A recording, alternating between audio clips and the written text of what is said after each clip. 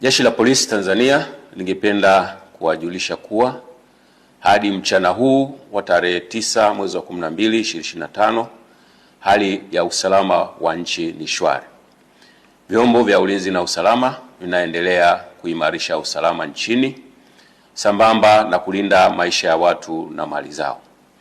Aidha, Jeshi la Polisi lingependa kutoa wito kwa wananchi kuendelea kuzipuuza picha mjongeo na picha mnato zinazoendelea kusambazwa kwenye mitandao ya kijamii zikionyesha kwamba kuna maandamano yameanza maeneo mbalimbali.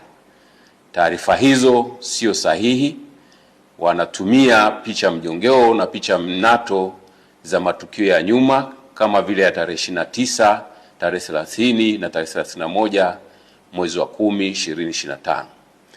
Sambamba na hilo, wenye nia ovu wanaendelea kutumia picha mjongeo za matukio ya nyuma. Kwa mfano, kuna tukio la Juni 2025 ambalo kabila la Wamasai walikuwa wanafanya sherehe zao za jando katika msitu wa Tanapa, lakini imesambazwa kwenye mitandao ya kijamii ikionyesha kwamba Wamasai wameanza kudai haki zao huko jijini Arusha.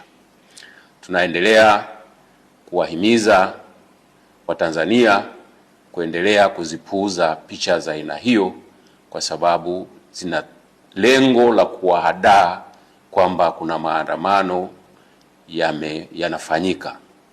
Ikumbukwe kwamba maandamano hayo ambayo yalikuwa yanapewa jina la maandamano ya amani yasiyo na kikomo yalipigwa marufuku toka tarehe 5 mwezi wa 12 2025 kwa sababu hayajakidhi matakwa ya kisheria ikiwepo sheria mama, yani Katiba ya Jamhuri ya Muungano wa Tanzania ya mwaka 1977 na sheria ya polisi na polisi wasaidizi sura 322.